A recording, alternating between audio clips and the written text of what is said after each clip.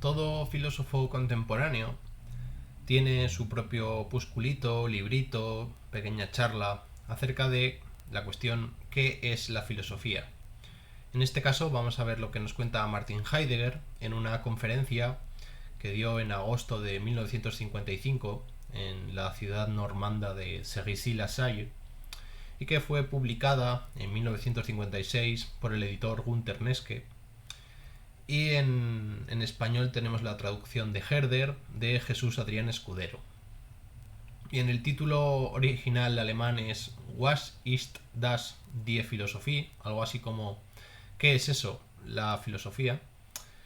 Y lo que vamos a hacer es contar un poquito qué es lo que cuenta Heidegger allí, ¿no? Entonces, Heidegger dice que para abordar esta pregunta sobre la filosofía debemos seguir un camino que tenga una dirección y una naturaleza, de manera que aquello de lo que trata la filosofía nos interese y nos afecte directamente en nuestro ser mismo. Es decir, que la pregunta por el ser de la filosofía, o más bien dicho, la respuesta que demos a esa pregunta debe afectarnos directamente a nuestro ser. Bien. Esto no significa que la filosofía sea una cosa relacionada con el mundo de los afectos y de los sentimientos. Dice, y aquí Heidegger trae a colación una frase de André Gide, que dice lo siguiente: con los bellos sentimientos se hace mala literatura. Y con la filosofía esta frase vale todavía más. Es decir, que la filosofía no sirve para hacernos felices, ni hacernos superar cosas, ni nada parecido. Que no se trata de hacer un discurso edificante del espíritu, sino que tiene que ver con otra cosa. Porque los sentimientos no pertenecen a la filosofía. En la filosofía no se tiene que ocupar de eso. En todo caso, la psicología. Y por otro lado, también se dice que los sentimientos son algo irracional. Es decir, que la filosofía no solo es que sea algo racional, sino que es la verdadera administradora de la razón. Pero entonces, ¿qué es la razón? ¿Dónde y gracias a quién se ha decidido lo que es la razón? ¿No se convirtió acaso la razón misma en dueña de la filosofía? Y yo creo que aquí está aludiendo a la cuestión de la razón instrumental, ¿no?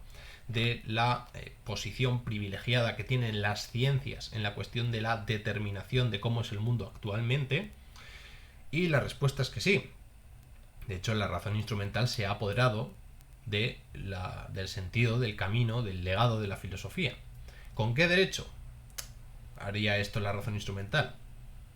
Y si la respuesta es que no, que la filosofía sigue siendo dueña de la razón, ¿de dónde recibe su misión y su papel, la razón?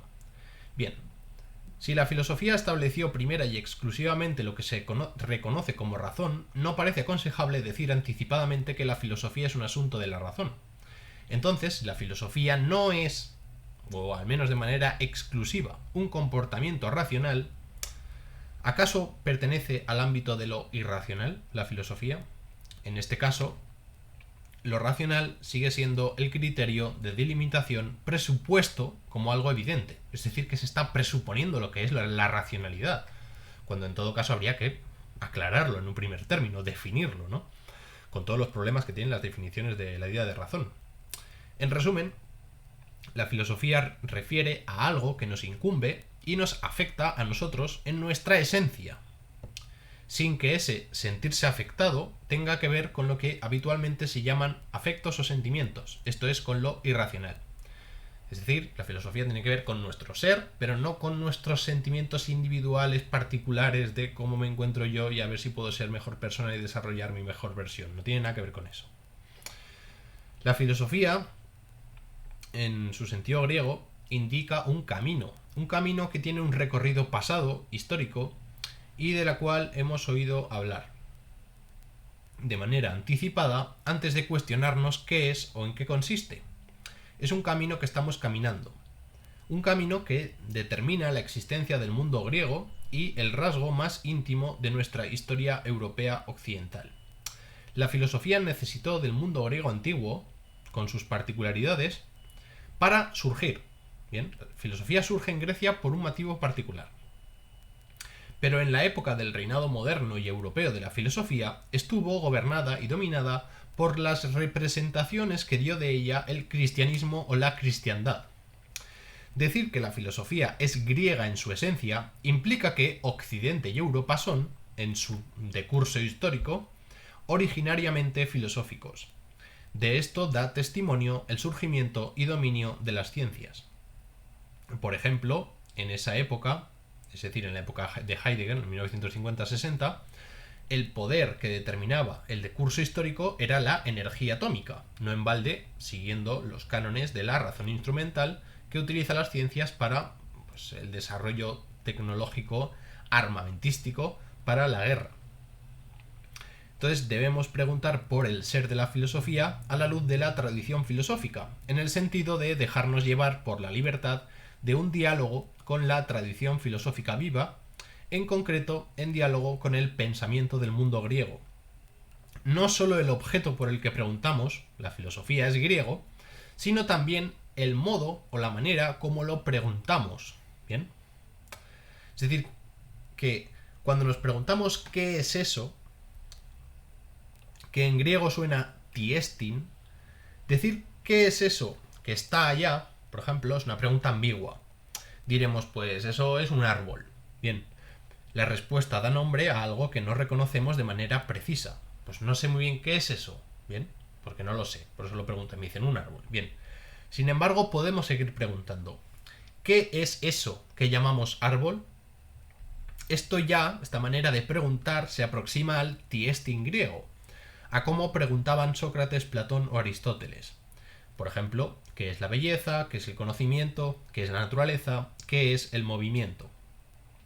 En estas preguntas se da una interpretación particular sobre el significado del qué, del sentido en el que ha de comprenderse el ti. ¿Bien? El significado del qué es eso, del quid est, del to, quid, remite a la quiditas, bien, a la quididad. Cuando se pregunta por qué es eso, se pregunta por su quididad. Para los escolásticos, la quididad es la esencia, el qué de la cosa. En alemán, die Wahrheit. Por ejemplo, en Platón, el significado del ti alude a la noción de idea. ¿Cuál es la idea de árbol? Cuando preguntamos qué es un árbol, preguntamos cuál es o qué es la idea de árbol. ¿En qué consiste la idea de árbol? Esto no es para nada evidente. Aristóteles, Kant o Hegel dan distintos sentidos a la noción de ti. Dicho lo cual, cuando en relación con la filosofía preguntamos ¿qué es esto?, estamos planteando una pregunta originariamente griega. Estamos volviendo sobre este origen y somos reclamados para y por ese origen. La pregunta por la filosofía es histórica, en ella está en juego nuestro destino colectivo, es la pregunta histórica de nuestra existencia europea occidental. La pregunta por la filosofía es problemática porque presupone una cierta panorámica de lo que la filosofía es decir, para poder preguntar qué es la filosofía, pues uno tiene que ya tener una cierta idea de lo que la filosofía es, un cierto saber qué es la filosofía. Por lo que nos hallamos en un círculo, porque ¿para qué preguntas algo que ya realmente sabes de antemano, no? Quizá encontremos una mirada crítica al círculo si escuchamos la lengua griega. Para Heidegger, la lengua griega, y solo ella, es logos. En el sentido de lo dicho en lengua griega es aquello que lo dicho nombra. Esto es, la palabra griega nos sitúa directamente en presencia de la cosa misma y no frente a una pura expresión verbal. Filosofía viene de filosofos, palabra acuñada presumiblemente por Heráclito, y filósofos es un adjetivo como filageiros, amante de la plata, o filotimos, amante del honor. En Heráclito no hay filosofía, es decir, que no hay un aner filosofos, un hombre filósofo, sino que aquel que os fileito sofón, es decir, que aquel que ama lo sofón, aquel que ama la sabiduría. Es decir, no se trata de que seamos filósofos, sino que somos hombres que amamos el saber, ¿bien? O amamos alcanzarlo. Philein, amar, significa en el sentido de Heráclito homologein, hablar tal y como habla el logos, corresponder al logos, ¿vale? Esta correspondencia está en armonía con lo sofón. Amar, philein, se caracteriza por estar en armonía, en reciprocidad originaria, en estar hechos el uno para el otro, ¿no? Es como si nuestro lenguaje, nuestro decir acerca del mundo, y el mundo, la naturaleza misma, estuviesen en cierta sintonía, armonía y se llevasen bien, ¿no? Como que existiese un cierto equilibrio entre ambos, como si formasen parte de lo mismo, como si hablasen de lo mismo. Esta correspondencia entre, digamos, el hecho de que el aner filósofos, el hombre es filósofo, que ama la sabiduría, según Heráclito, tosofón quiere decir en panta, es decir, quiere decir que el saber es uno. Sí, el saber consiste en decir que uno es todo, ¿bien? Formar parte de una especie de unidad, en una especie de conglomerado unitario. Y todo significa aquí pantataonta, es decir, el conjunto de los entes, o la totalidad de lo ente. La palabra griega en, es decir, el uno, tiene el sentido de lo uno, de lo único, de lo que une todo, ¿bien? Pero todo ente está unido al ser. Lo sofón dice, es decir, el sabio dice, todo ente es en el ser. Dicho de manera más rigurosa, el ser es el ente. Aquí es habla en un sentido transitivo y quiere decir tanto como reúne, es decir, que el ser nos permite reunir justamente ese todo, esa totalidad. Por eso uno, ser, es todo, ente. Bien, ahí está un poco el juego.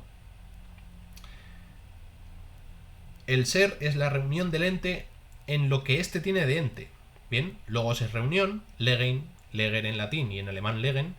Su sentido habitual es el de poner, extender o colocar, pero también ir a buscar, juntar, reunir, albergar. Bien, es decir, cuando un griego decía legein se refería a que fuésemos al bosque, por ejemplo, legein rocas, bien, pues intentar buscar rocas, bien piedras, que nos sirviesen para construir una muralla. Bien, no vale cualquier piedra. No, cuando va al monte a buscar piedras para una muralla tiene que cogerlas pues que sean más o menos grandes, voluminosas, pero no tan voluminosas que no se puedan transportar, sino de un cierto tamaño, ¿Cómo sabemos qué piedras valen y cuáles no? Pues más o menos por intuición. Pues esta puede valer y esta no. Bien, no hay que coger ni las muy chicas, ni las muy pequeñas, ni las muy grandes. Hay que reunir las adecuadas. Bien. Todo ente es en el ser. Parece una perogrullada. El ente se define como aquello que es. Y esto fue lo que, sin embargo, asombró a los griegos, a saber, el hecho de que el ente permanezca reunido en el ser. Que el ente aparezca a la luz del ser. Entonces, lo sofón es el ente en el ser. Y aquellos que anhelan la armonía son amigos del saber, buscadores, en griego orexis, del saber. En filosofía determinada por el eros, es decir, el eros, ese amor que busca satisfacerse, necesitar satisfacer el deseo de saber, justamente. Como dice la primera fase de la metafísica. Esta búsqueda que aspira al osofón, al en panta, al todo es uno, al ente en el ser, se traduce ahora mediante la pregunta siguiente. Atención, ¿qué es el ente en cuanto que es? Solo entonces estamos filosofando, ¿bien? Solo cuando preguntamos eso, estamos haciendo filosofía en el sentido griego. Heráclito y Parménides todavía no eran filósofos porque estaban en armonía con el logos, ¿bien? Con el uno todo. El paso a la filosofía es dado por Sócrates y Platón contra la sofística, en la medida en que los sofistas argumentaban una explicación sobre cualquier asunto que resultaba comprensible por todo el mundo, y ya no solo por los sofón, es decir, por los sabios, y que luego lanzaban al mercado, además lo vendían, ¿no? Es decir, como si se pudiese vender ese saber, como si se pudiese aprender pagando el saber filosófico. Pues resulta, o al menos parece ser que los filósofos dicen que no se puede pagar para que te enseñen a ser sabio. No vas a hacerte sabio, no vas a hacerte filósofo en condiciones de manera rigurosa y estricta pagando un curso para que te lo enseñe un señor. Por ahí no va la cosa, ¿vale? O eso al menos es lo que decían los filósofos griegos. A lo mejor estaban equivocados. Igual Aristóteles se equivocó y otras personas tienen razón, quién sabe.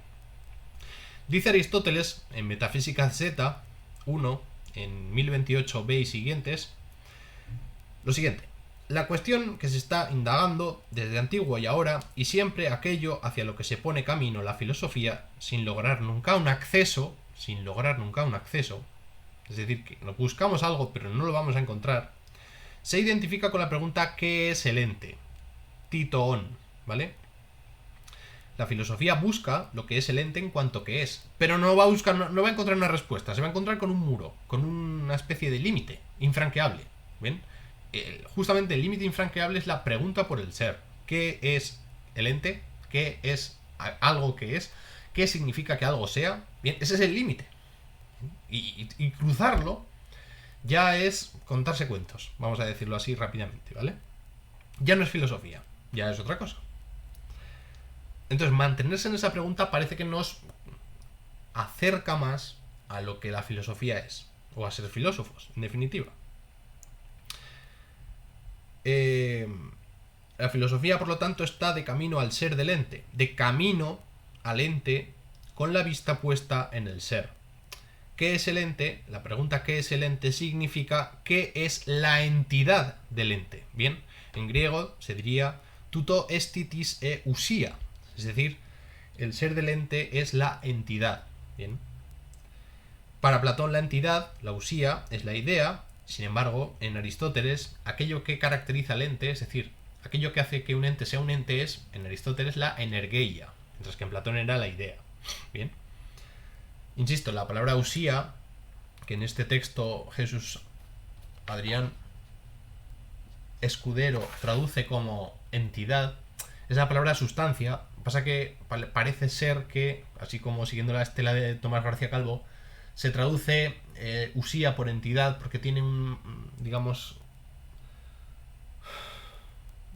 mejor acceso filosófico al concepto que la palabra sustancia, que ya está muy manida por la tradición escolástica. Pero tenemos que saber que nos referimos a eso y no a otra cosa, ¿de acuerdo?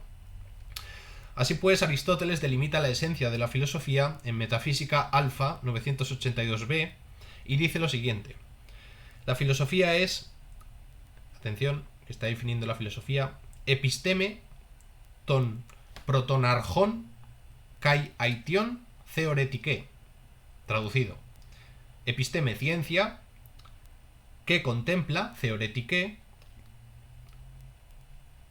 kai, proton arjón, es decir, los primeros principios, el arjón son el arjé, ¿verdad? Los arjai, y las causas, bien, aition, ¿de acuerdo? Entonces, dicho todo seguido, ciencia que contempla, que teoriza los primeros principios y las primeras causas. La episteme no es una ciencia, el epistamerón es el competente y experto en un asunto, ¿vale? Episteme en Grecia no significa exactamente ciencia. Insisto, el epistamerón, vamos a decir entre muchísimas comillas, científico, no es el científico, es simplemente el competente y experto en un asunto, ¿vale? Un tipo de competencia que es teorética, bien, teórica, que posibilita la theorein, es decir, los theorein son justamente los que ven con la mirada, buscar algo con la mirada, poner y mantener a la vista ese algo que la filosofía busca con la mirada. Por eso la filosofía es una episteme theoretike, una ciencia o un saber de expertos contemplativa, una ciencia teórica. Pero ¿qué es lo que la filosofía pone a la vista? Pues lo que pone a la vista justamente son los primeros principios y las causas primeras del ente. Bien, esto es el ser del ente. Repito, el ser del ente para Aristóteles es sus primeros principios, es decir, los primeros principios del ente y sus causas del ente. Bien, ¿qué tiene que ver el ser del ente con principio y con causa? Esto es otra cuestión. Es decir, esto es la perspectiva aristotélica, a lo mejor podemos buscar otra. Hay muchas más perspectivas de lo que es un ente, no solo tenemos que, atenernos a lo que dijo Aristóteles, o sí, eso según seamos aristotélicos o no. Podríamos, de algún modo, recopilar todas las definiciones de filosofía hechas por los filósofos, de Aristóteles, de Platón, de Descartes, de Leibniz, de Spinoza, de Deleuze, de Foucault y de Ortega y Gasset, bien, hacer una especie de compendio total de todas las definiciones de filosofía que se hayan dado en la historia, sacar un denominador común y plantear una respuesta abstracta que diese con la esencia de la filosofía de acuerdo con lo que toda la tradición filosófica ha dicho que es la filosofía. Bien, sacando, como digo, una especie de denominador común. Bien, lo que todos dicen que la filosofía va es de Bien, esto sería una opción. Pero esto, por muy erudito y clarificador que fuese, no sería satisfactorio porque no sería una respuesta filosofante, porque no filosofa en sí misma ni interpela a nuestro más propio poder ser. Por respuesta filosofante, Heidegger entiende que una respuesta filosofante es aquella que está en diálogo con los filósofos, que hable, legen, que reúna, ¿bien?, el sentido del dialogestein, es decir, del dialogar. Es decir, que para dar una respuesta a qué es filosofía debemos filosofar, y para filosofar tenemos que dialogar con los filósofos antiguos. No hacer una abstracción de lo que dijeron, sino entrar en discusión con ellos. Por tanto, una cosa es constatar y describir las opiniones de los filósofos y otra muy distinta, discutir con ellos sobre lo que dicen, es decir, sobre lo que hablan. Los filósofos son interpelados por el ser del ente para que digan qué es el ente en cuanto que es. Por tanto, nuestro diálogo con los filósofos también tiene que sentirse interpelado por el ser del ente.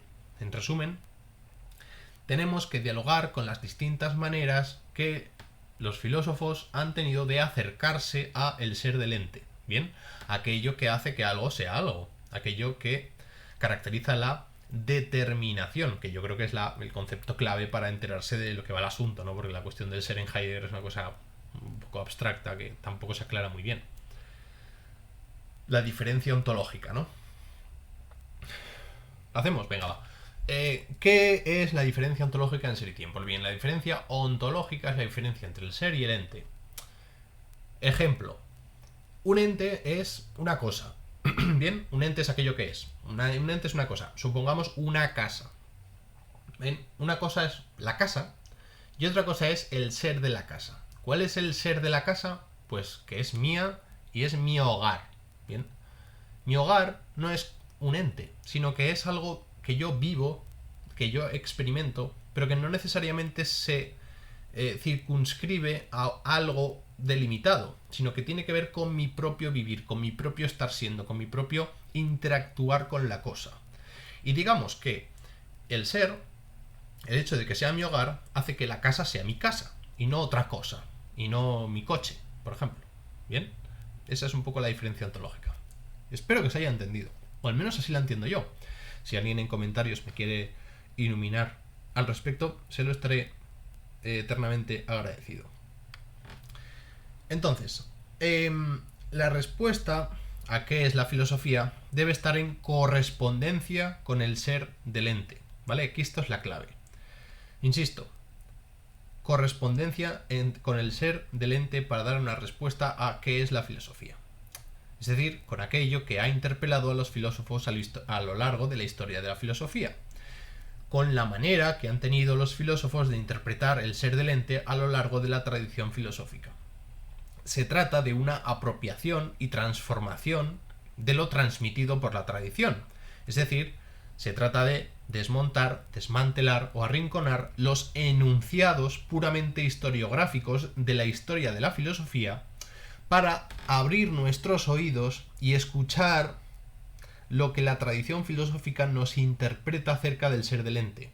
Solo así corresponderemos a la pregunta por el ser de la filosofía. Y recopilando, ¿acaso no estamos nosotros los hombres ya siempre en correspondencia con el ser del ente a partir de nuestra propia esencia? ¿No constituye esa correspondencia al rasgo más fundamental de nuestro ser? La respuesta que da Heidegger es sí. Permanecemos siempre y en todas partes en correspondencia con el ser del ente. Lo que pasa es que solo rara vez prestamos atención a la llamada del ser.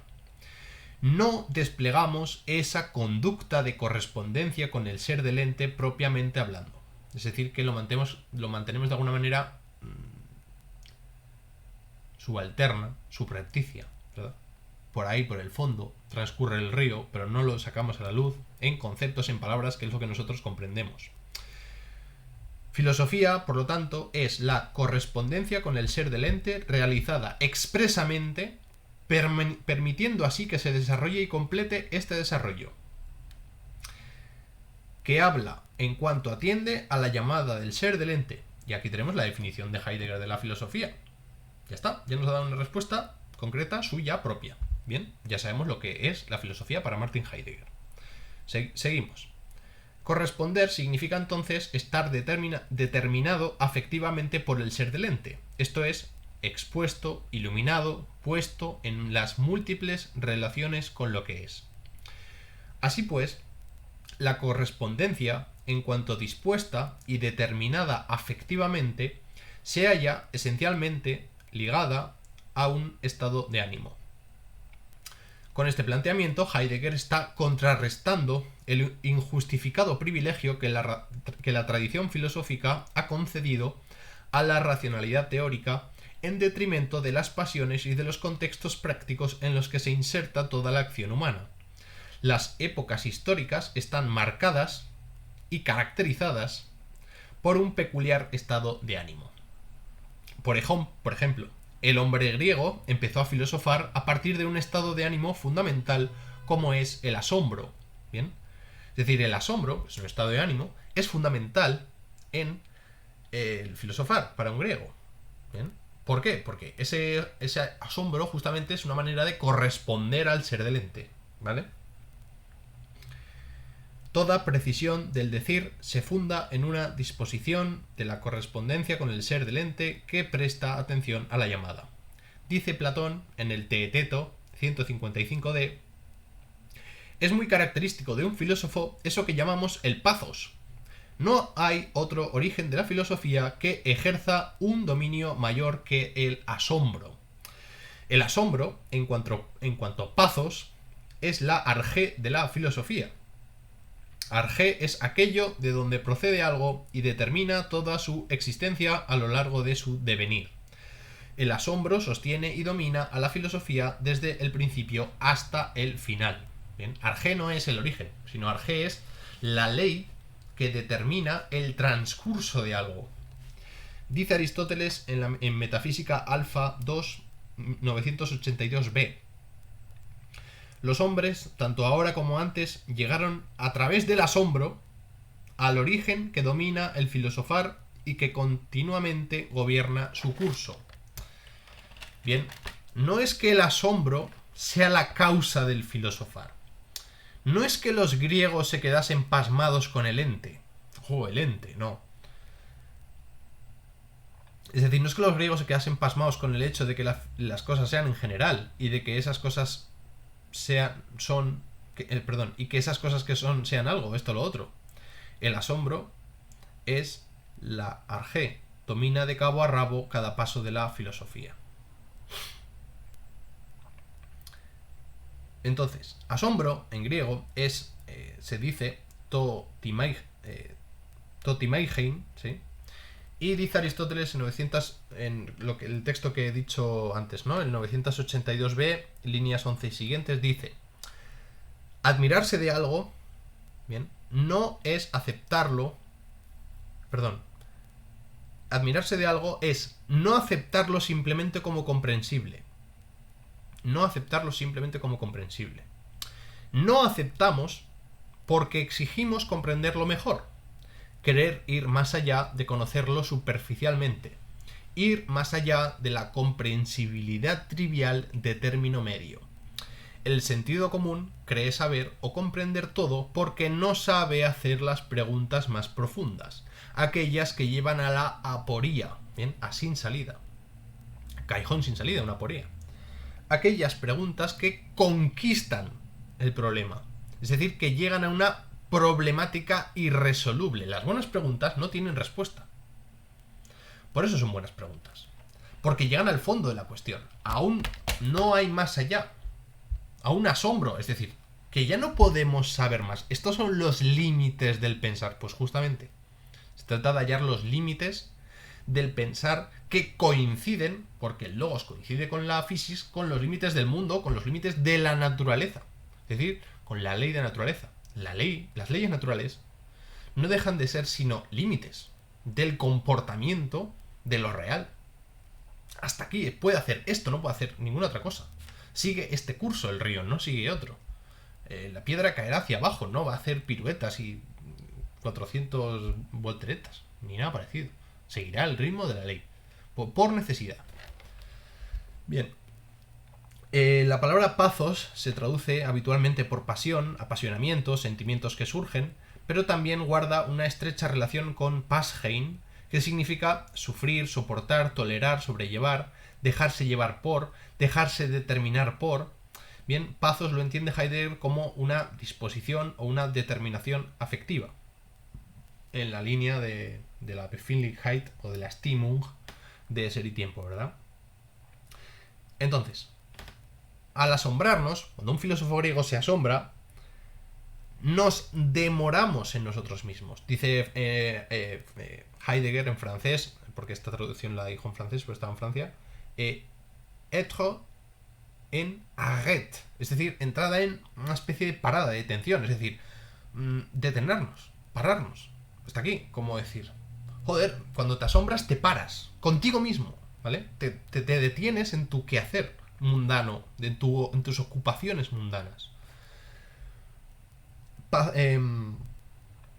Entonces, cuando nos asombramos, retrocedemos ante el hecho de que las cosas son, y de que son así y no de otro modo. Es decir, como que nos paramos y dejamos ser a las cosas como son.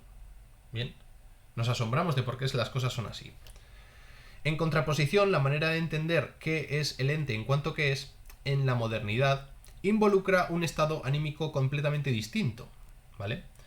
Es decir, los filósofos griegos empezaron a filosofar a través de un estado anímico, de una disposición anímica que es la del asombro. Pero la filosofía moderna ya no se asombra, ¿bien? Tiene otra disposición anímica, ¿vale? La disposición anímica de la modernidad es la de la duda o la inseguridad, y su contrapartida, la seguridad o la certeza, ¿bien? En sus meditaciones, Descartes nos pregunta titoón, es decir, lo mismo que decíamos antes, ¿qué es el ente en cuanto es? Es decir, que ya no se pregunta eso, ya no se pregunta qué es el ente en cuanto que es, sino que se pregunta, la pregunta filosófica por excelencia en la modernidad es ¿cuál es el ente que es verdadero? Bien, ya no se pregunta por el ser, se pregunta por la verdad. En la Edad Media, certitudo no significa certeza, sino delimitación o determinación de un ente a ser aquello que es.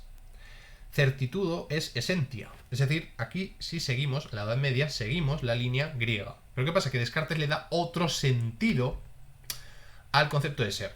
Lo entiende como la verdad, y ya no como la esencia, ¿vale? Sin embargo, Descartes, como dice Heidegger, codifica la certeza como lo que verdaderamente es, con el ente en su certeza plena. La duda es el estado de ánimo en el que la disposición afectiva vibra en consonancia con el ser del ente, y que se pone en correspondencia con el ens, con la certeza de la indubitabilidad del cogito ergo sum, para el ego del hombre. El ego se convierte en subjectum por excelencia. Atención que esto no era antes. El ego no era el subjectum y el mundo el objectum antes de Descartes. Al contrario, en todo caso. Pero Descartes le da la vuelta completamente, ¿verdad? Repito. El ego se convierte en subjectum por excelencia en Descartes, por lo que la idea de esencia del hombre empieza a relacionarse íntimamente con el campo de la subjetividad, entendida como egoidad. Antes hablábamos de logos, lenguaje, discurso, lo que se dice, mundo, ¿verdad? Y pathos, pues no me acuerdo de la tríada que he hecho antes, pero bueno, eso. Mientras que ahora aparece la idea de ego, la idea de subjetividad, la idea del individuo, ¿verdad?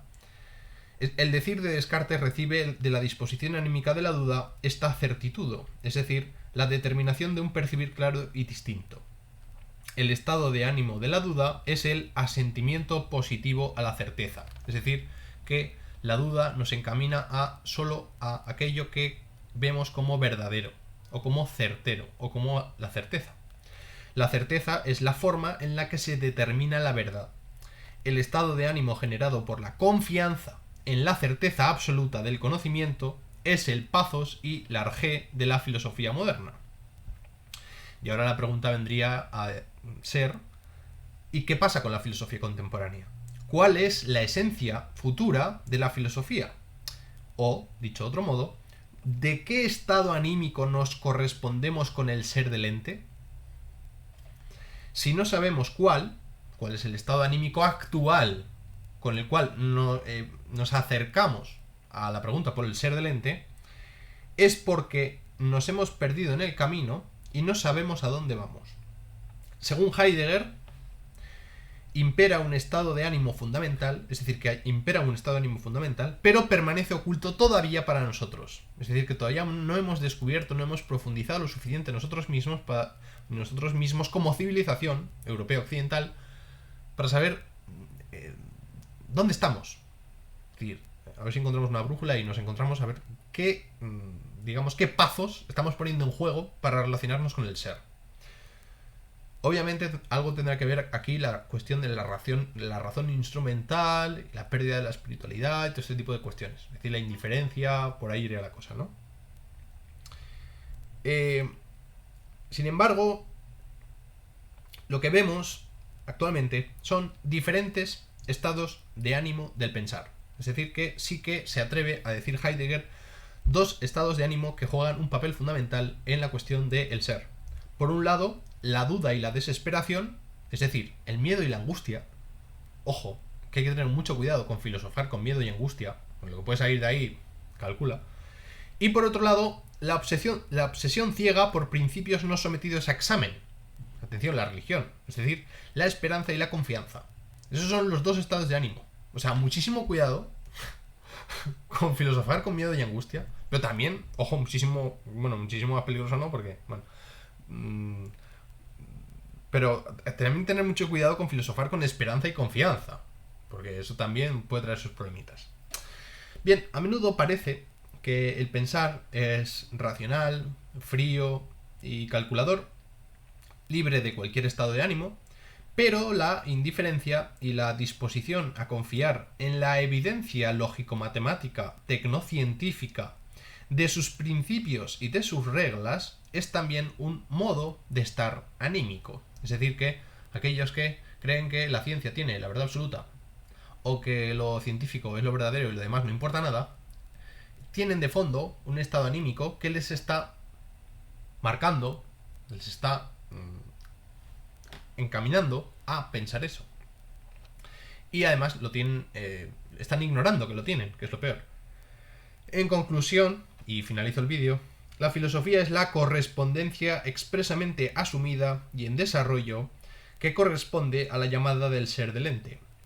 La filosofía es un modo privilegiado del hablar acerca de lo que son las cosas que son. Un corresponder, un hablar, que traduce al lenguaje la llamada del ser del ente.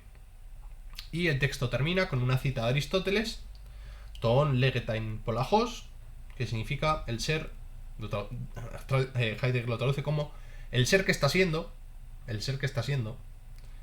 diríamos el Dasein, ¿no? Pues el Dasein es lo que es en cada caso mío, se manifiesta de múltiples maneras, o la traducción, digamos, clásica de este fragmento aristotélico, el ser se dice de muchas maneras, que está, como saben, en el libro sexto de la metafísica.